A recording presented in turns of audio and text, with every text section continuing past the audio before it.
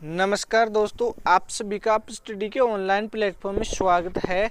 आज की क्लास का जो हमारा टॉपिक होने वाला है वो होने वाला है अलसी और सूरजमुखी। अलसी और सूरजमुखी से संबंधित जो इम्पोर्टेंट क्वेश्चन बनते हैं उन सभी के बारे में डिस्कशन करने वाले हैं, जो कि agriculture supervisor, jet, ICR, BHU, AOWO इन सभी एग्जामों की दृष्टि से बहुत ही इम्पोर्टेंट क्वेश्चन होने वाले हैं और अधिकतर क्वेश्चन जो एग्जाम पूछे जा चुके हैं उनके बारे में डिस्कशन करने वाले हैं। तो टाइम वेस्ट ना करते हुए आज की क्लास शुरू करते हैं। सबसे पहला क्वेश्चन है आज की क्लास का, निम्न में से अलसी का उत्पत्ति स्थल है ब्राज़ील देश, भारत देश, चीन या फिर दक्षिणी पश्चिमी एशिया। तो जो अलसी का उत्पत्ति स्थल माना जाता है वो किस देश को माना जाता है? अलसी का उत्पत्ति स्थल माना जाता है दक्षिणी पश्चिमी एशिया। अलसी का उत्पत्ति स्थल किस देश को माना जाता है? दक्षिणी पश्चिमी एशिया को माना जाता है। तो इस क्वेश्चन का डी ऑप्शन राइट आंसर होने वाला है। अब बात करते हैं हम अलसी के कुल के बारे में कि अलसी का कुल क्या है। इससे पहले बॉटनिकल नेम की बात करें तो अलसी का बॉटनिकल नेम है लाइनम। क्या? Linum usitatissimum. Linum usitatissimum अलसी का बॉटनिकल नेम है। इसके अलावा कुल की बात करें तो अलसी लिनिएसी कुल का पौधा है। अलसी लिनिएसी कुल का पौधा है। उत्पत्ति स्थल क्या है? उत्पत्ति स्थल दक्षिणी पश्चिमी एशिया माना जाता है। दक्षिणी पश्चिमी एशिया अलसी का उत्पत्ति स्थल माना जाता है। अलसी की खेती का जो प्रमुख उद्देश्य होता है वो होता है तेल और रेशा प्राप्त करना। मुख्य उद्देश्य क्या होता है? तेल और रेशा प्राप्त करना अलसी की खेती का प्रमुख उद्देश्य माना जाता है। अगला क्वेश्चन है, निम्न में से अलसी के तेल में कौन सा अम्ल पाया जाता है? ओमेगा 3 फैटी एसिड, लिनोलिक अम्ल या फिर ओमेगा 3 फैटी एसिड और जो लिनोलिक अम्ल है दोनों, या फिर हाइड्रोक्लोरिक अम्ल HCl। तो जो अलसी का तेल होता है उसमें दोनों ही अम्ल पाए जाते हैं। ओमेगा 3 फैटी एसिड भी पाया जाता है तो लिनोलिक अम्ल भी पाया जाता है। तो राइट आंसर तो इसका सी होने वाला है। लेकिन जो ओमेगा 3 फैटी एसिड पाया जाता है, कौन सा ओमेगा 3 फैटी एसिड पाया जाता है, ये हृदय रोगियों के लिए अच्छा माना जाता है। हृदय रोगियों के लिए अच्छा माना जाता है। जो अलसी का तेल होता है उसमें ओमेगा 3 फैटी एसिड जो पाया जाता है वो हृदय रोगियों के लिए, उनके स्वास्थ्य के लिए अच्छा माना जाता है। इसके अलावा यदि बात करें लिनोलिक अम्ल की, तो जो लिनोलिक अम्ल पाया जाता है इसकी अधिकता के कारण तेल में दुर्गंध आती है। अधिकता के कारण यदि अलसी के तेल में लिनोलिक अम्ल की मात्रा अधिक हो गई तो उसमें तेल में दुर्गंध आती है। अधिकता के कारण अलसी के तेल में दुर्गंध आने लगती है, जिससे तेल खाने योग्य नहीं रहता। तो जो ओमेगा 3 फैटी एसिड पाया जाता है वो तो हृदय रोगियों के लिए अच्छा स्वास्थ्यवर्धक माना गया है, लेकिन जो लिनोलिक अम्ल पाया जाता है ये तेल में दुर्गंध पैदा कर देता है, जिससे कि तेल खाने योग्य नहीं रहता है।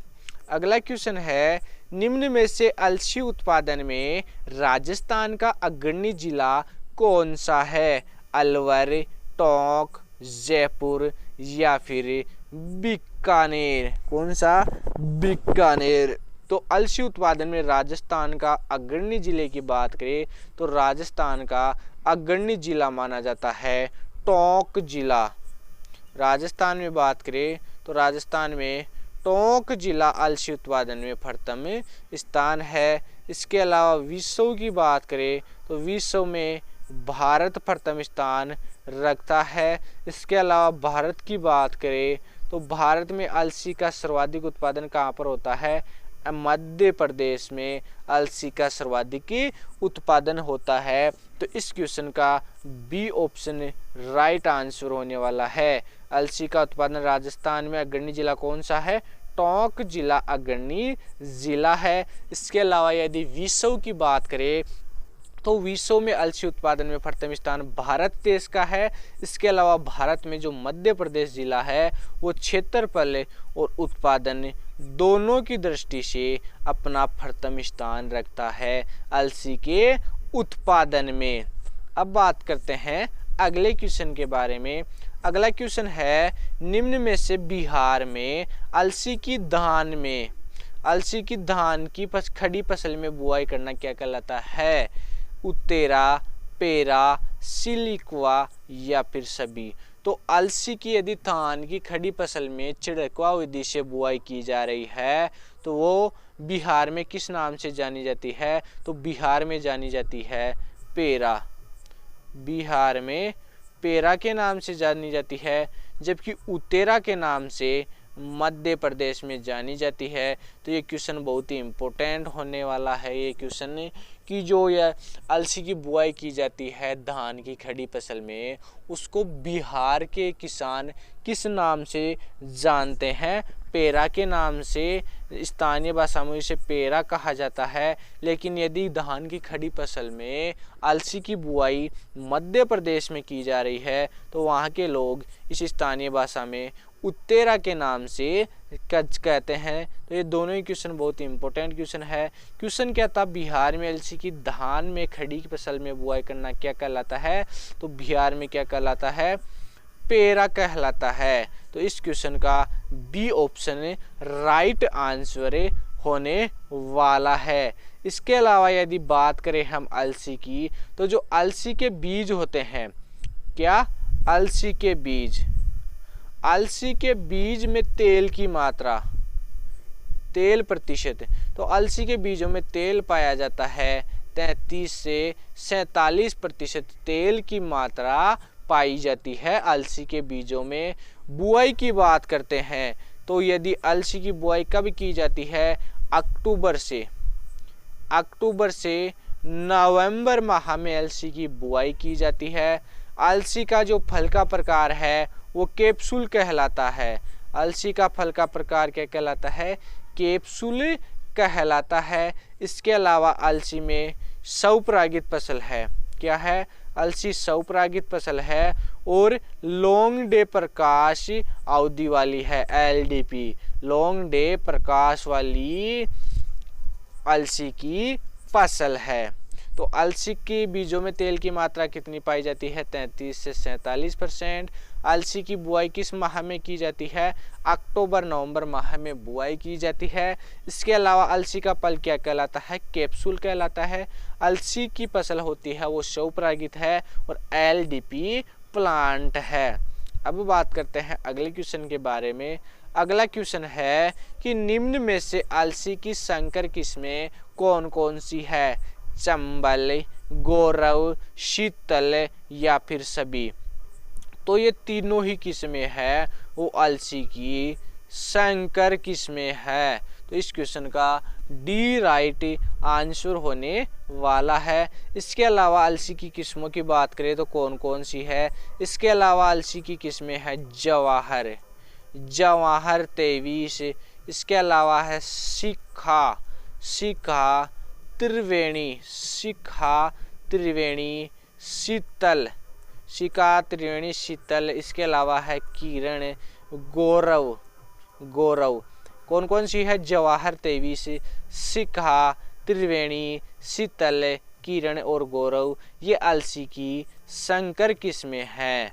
अब बात करते हैं अगले क्वेश्चन के बारे में। अगला क्वेश्चन ये है कि अलसी के छोटे बीजों की प्रति हेक्टेयर बुआई की जाने पर कितनी बीज दर रखी जाती है? 50 केजी प्रति हेक्टेयर, 12 से 15 केजी प्रति हेक्टेयर, या फिर 30 से 35 केजी प्रति हेक्टेयर, या फिर 8 से 10 केजी प्रति हेक्टेयर।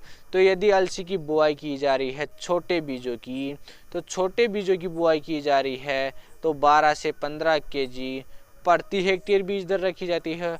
और यदि बड़े बीजों की बुआई की जा रही है तो बीज दर रखी जाती है 30 से 35 केजी प्रति हेक्टेयर बीज दर रखी जाती है। यदि छोटे बीजों की बुआई की जा रही है तो बीज दर कितनी रखी जाती है? 12 से 15 केजी।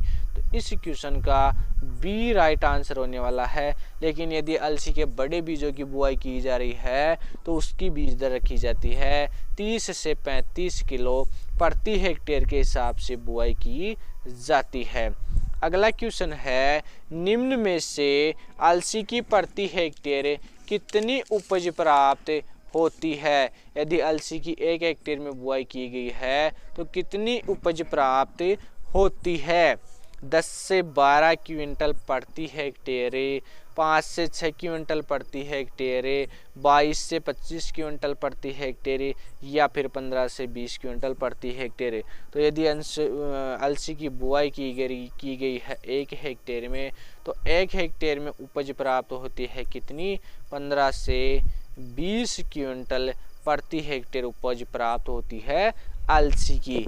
इसके अलावा यदि अलसी की असिंचित क्षेत्रों में बुआई की गई है, असिंचित क्षेत्रों में 10 से 12 क्विंटल उपज प्राप्त होती है प्रति हेक्टेयर। अब बात करते हैं अगले क्वेश्चन के बारे में। अगला क्वेश्चन क्या है कि निम्न में से सूरजमुखी का कुल कौन सा है? लिनिएसी, पेडालिएसी, कंपोजिटी, या फिर यूफोरबिएसी। तो जो सूरजमुखी का कुल है वो कौन सा है? सूरजमुखी कंपोजिटी कुल का पौधा है। कौन से कुल का पौधा है? कंपोजिटी कुल का पौधा है। तो इस क्वेश्चन का सी राइट आंसर होने वाला है। अब बात करते हैं सूरजमुखी के बॉटनिकल नेम के बारे में। तो सूरजमुखी का बॉटनिकल नेम क्या है? हेलियंथस एनम सूरजमुखी का बॉटनिकल नेम है। कुल की बात करें तो कुल क्या है? सूरजमुखी कंपोजिटी कुल का पौधा है। कौन से कुल का? कंपोजिटी कुल का पौधा है। यदि उत्पत्ति स्थल की बात करें तो उत्पत्ति स्थल माना जाता है मैक्सिको। सूरजमुखी का उत्पत्ति स्थल किस देश को माना जाता है? मैक्सिको को माना जाता है। अब बात करते हैं सूरजमुखी का जो बीज होता है, सूरजमुखी का बीज क्या कहलाता है? सूरजमुखी का बीज अकेन कहलाता है। इसके अलावा सूरजमुखी का पुष्पक्रम क्या कहलाता है? सूरजमुखी का पुष्पक्रम मुंडक कहलाता है, या फिर केपिचुलम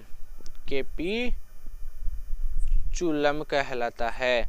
तो सूरजमुखी का बॉटनिकल नेम क्या है? हेलियंथस एनम सूरजमुखी का बॉटनिकल नेम है। इसके अलावा सूरजमुखी का कुल क्या है? सूरजमुखी कंपोजिटी कुल का पौधा है। उत्पत्ति स्थल की बात करें तो मैक्सिको उत्पत्ति स्थल है। इसके अलावा बीज के प्रकार की बात करें तो बीज का प्रकार है अकेन। सूरजमुखी का पुष्पक्रम क्या कहलाता है? मुंडक या केपिचुलम सूरजमुखी का पुष्पक्रम कहलाता है। अब बात करते हैं अगले क्वेश्चन के बारे में। अगला क्वेश्चन है, निम्न में से सूरजमुखी के बीजों में कितना प्रतिशत तेल पाया जाता है? 40%, 33 से 47%, 45 से 50%, या फिर 50%। तो जो सूरजमुखी के बीजों में तेल परसेंट पाया जाता है वो पाया जाता है 45 से 50%। 45 से 50% पाया जाता है। तो इस क्वेश्चन का सी राइट आंसर होने वाला है। लेकिन जो अलसी होती है, अलसी के तेल में अलसी के बीज में तेल कितना पाया जाता है? अलसी के बीजों में तेल पाया जाता है 33 से 47%। और जो तिल का तेल होता है, तिल के बीज होते हैं, उसमें तेल प्रतिशत पाया जाता है कितना? तेल प्रतिशत पाया जाता है 50%। अलसी में तेल परसेंट कितना पाया जाता है? 33 से 47%। सूरजमुखी में तेल पाया जाता है 45 से 50%।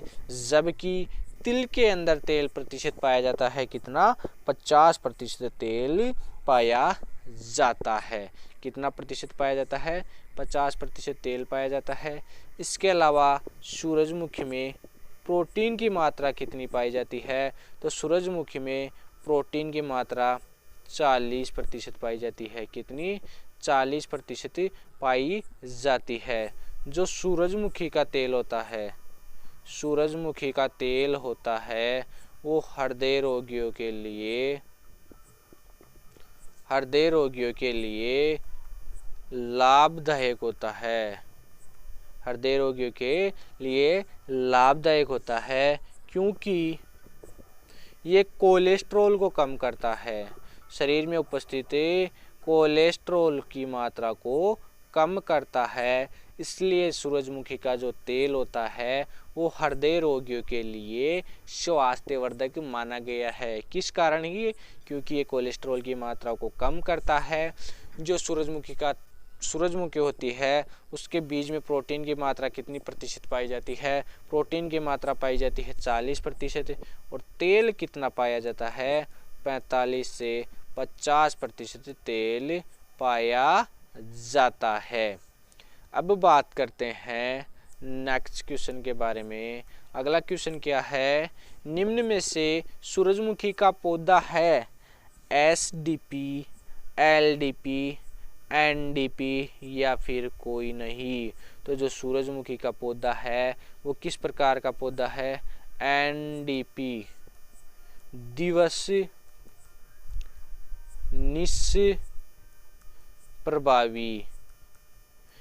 निष्प्रभावी पौधा है। तो सी इस क्वेश्चन का राइट आंसर होने वाला है। लेकिन जो अलसी का पौधा है वो किस प्रकार का है? LDP प्लांट है अलसी का पौधा। तो क्वेश्चन ये बहुत इंपॉर्टेंट है। ये क्वेश्चन सुपरवाइजर में भी पूछा हुआ है और आज जेट एग्जाम में 2 बार रिपीट हुआ क्वेश्चन है कि सूरजमुखी का पौधा है किस प्रकार का पौधा है? NDP, दिवस निष्प्रभावी पौधा है सूरजमुखी का। अगला क्वेश्चन क्या है? अगला क्वेश्चन है निम्न में से सूरजमुखी का बीज कहलाता है? सूरजमुखी का बीज क्या कहलाता है? अकेन, मुंडक, दोनों या फिर डिस्क? तो जो सूरजमुखी का बीज होता है वो क्या कहलाता है? सूरजमुखी का बीज अकेन कहलाता है। इसके अलावा जो पुष्पक्रम होता है, क्या सूरजमुखी का पुष्पक्रम क्या कहलाता है? मुंडक कहलाता है। इसके अलावा जो सूरजमुखी के अंदर जो दूसरी सिंचाई की जाती है, सूरजमुखी में दूसरी सिंचाई कब की जाती है? सूरजमुखी में दूसरी सिंचाई की जाती है डिस्क अवस्था में। कब? डिस्क अवस्था में सिंचाई की जाती है। और तीसरी सिंचाई कब की जाती है? तीसरी सिंचाई की जाती है बीज बनते समय की जाती है। और जो प्रथम सिंचाई की जाती है वो कब की जाती है? प्रथम सिंचाई की जाती है फूल आते समय प्रथम सिंचाई की जाती है। तो क्वेश्चन क्या था कि सूरजमुखी का बीज क्या कहलाता है? तो सूरजमुखी का बीज अकेन कहलाता है। ए राइट आंसर होने वाला है। इसके अलावा सूरजमुखी का पुष्पक्रम मुंडक कहलाता है। सूरजमुखी में प्रथम सिंचाई फूल आते समय करते हैं, दूसरी सिंचाई की जाती है डिस्क बनते समय और तीसरी सिंचाई की जाती है बीज बनते समय। सूरजमुखी में तीसरी सिंचाई की जाती है। अगला क्वेश्चन है निम्न में से सूरजमुखी की संकर किस्म कौन सी है? MSFH8, BSH फर्स्ट, रस्म, रिकॉर्ड या फिर मॉडर्न। तो सूरजमुखी की संकर किस्म कौन सी है? ये चारों ही सूरजमुखी की संकर किस्म है। तो ऑल ऑफ दीज इस क्वेश्चन का राइट आंसर होता। यदि यहाँ पर सभी आता तो ई ऑप्शन मान लेते हैं सभी। तो इस क्वेश्चन का राइट आंसर होने वाला है सभी। ये चारों ही किस्में सूरजमुखी की संकर किस्में हैं। इसके अलावा अन्य किस्मों की बात करें तो अन्य किस्में कौन कौन सी है? एक तो है EC 68415। इसके अलावा है BSH फर्स्ट। इसके अलावा है सनराइज सिलेक्शन, सनराइज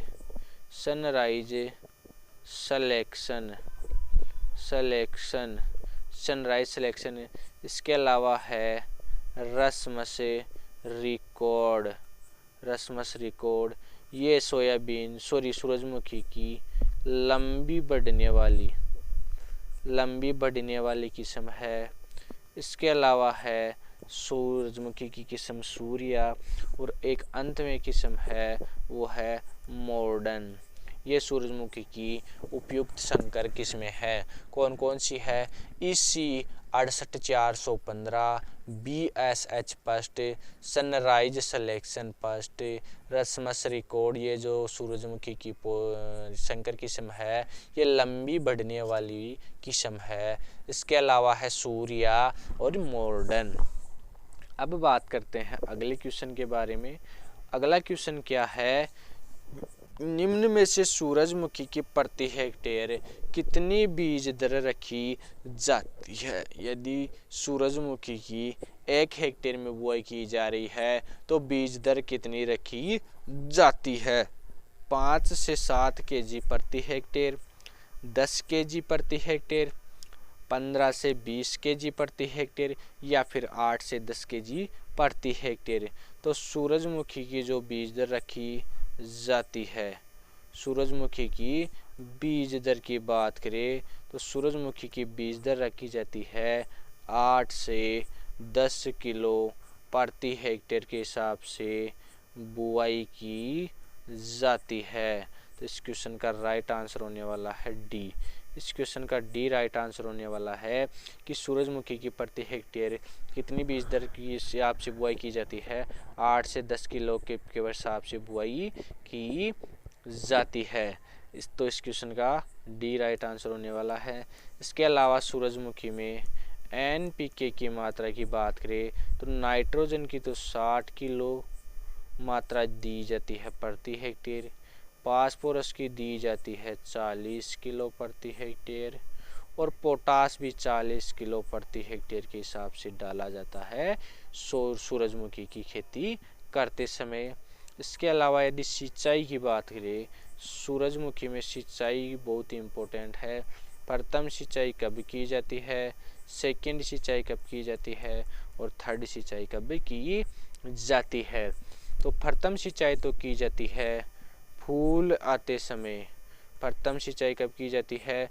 फूल आते समय सूरजमुखी की फसल में प्रथम सिंचाई की जाती है।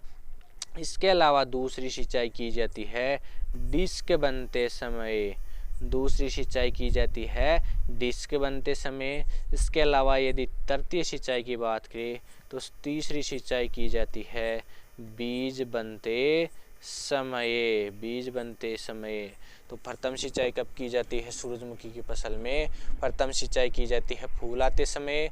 इसके अलावा दूसरी सिंचाई की जाती है डिस्क बनते समय, और तीसरी सिंचाई की जाती है बीज बनते समय। अब बात करते हैं अगले क्वेश्चन के बारे में। अगला क्वेश्चन क्या है? निम्न में से सूरजमुखी की फसल में कौन सा शाकनाशी का प्रयोग किया जाता है? एला क्लोर, फ्लुक्लोरोलिन, दोनों, या फिर कोबरा। तो जो सूरजमुखी की फसल में शाकनाशी की बात करें तो इन दोनों ही शाकनाशियों का प्रयोग किया जाता है। तो इस क्वेश्चन का तो सी राइट आंसर होने वाला है। यदि प्रयोग की बात करें तो जो एला क्लोर शाकनाशी है उसका प्रयोग कब किया जाता है? अंकुरण से पहले। यदि सोयाबीन की बुआई की गई है, सूरजमुखी की बुआई की गई है, यदि सूरजमुखी की फसल की बुआई की गई है तो अंकुरण से पहले एला क्लोर शाकनाशी का प्रयोग किया जाता है। इसके अलावा यदि फ्लुक्लोरोलिन की बात करें तो इस शाकनाशी का उपयोग किया जाता है बुआई से पहले। तो इन दोनों ही शाकनाशियों का अलग अलग टाइम पर प्रयोग किया जाता है कि अंकुरण से पहले तो एला क्लोर शाकनाशी का प्रयोग किया जाता है, जबकि जो फ्लुक्लोरोलिन शाकनाशी है उसका उपयोग किया जाता है बुआई से पहले प्रयोग किया जाता है। अगला क्वेश्चन क्या है, निम्न में से सूरजमुखी की फसल का प्रमुख शत्रु क्या है? चिड़िया, कोयल, तोता या फिर कौवा? तो जो सूरजमुखी का प्रमुख शत्रु की बात करें तो प्रमुख शत्रु तोता माना जाता है। सी इस क्वेश्चन का राइट आंसर होने वाला है, क्योंकि जो तोता होता है वो बीज पर जो मुंडक होते हैं उनको चोंच से नष्ट कर देता है और बीज जमीन पर बिखर जाते हैं। तो इसलिए सोयाबीन का प्रमुख शत्रु तोता माना जाता है। इसलिए एंटीपेरोट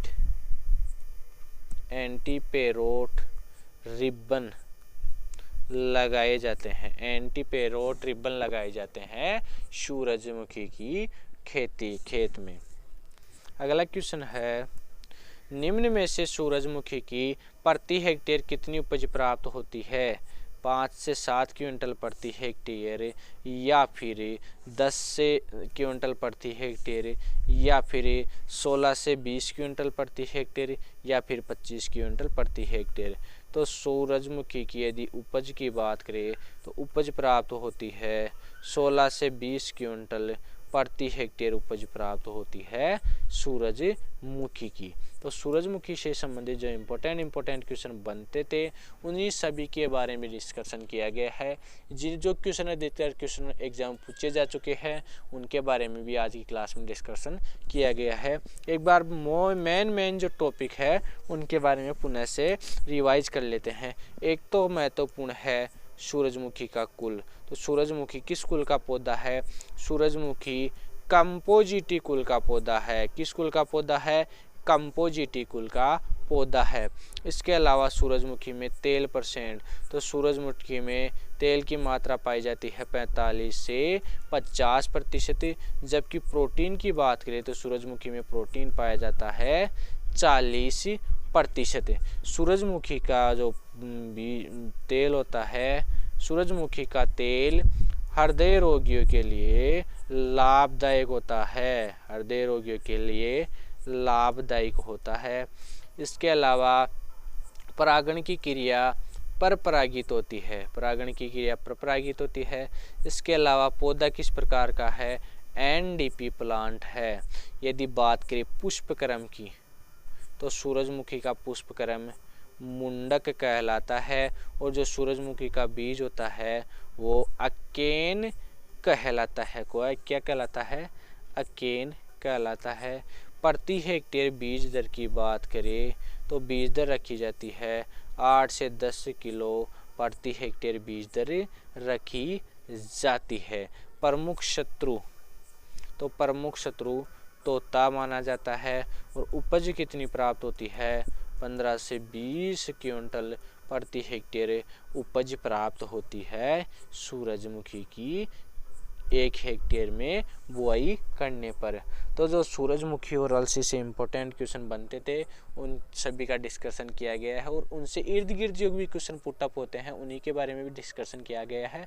यदि आज की क्लास आपको अच्छी लगी तो वीडियो को लाइक करें, शेयर करें और चैनल को सब्सक्राइब करना ना भूलें। नेक्स्ट क्लास होने वाली है जीके की। आज की क्लास में बस इतना ही। Thank you.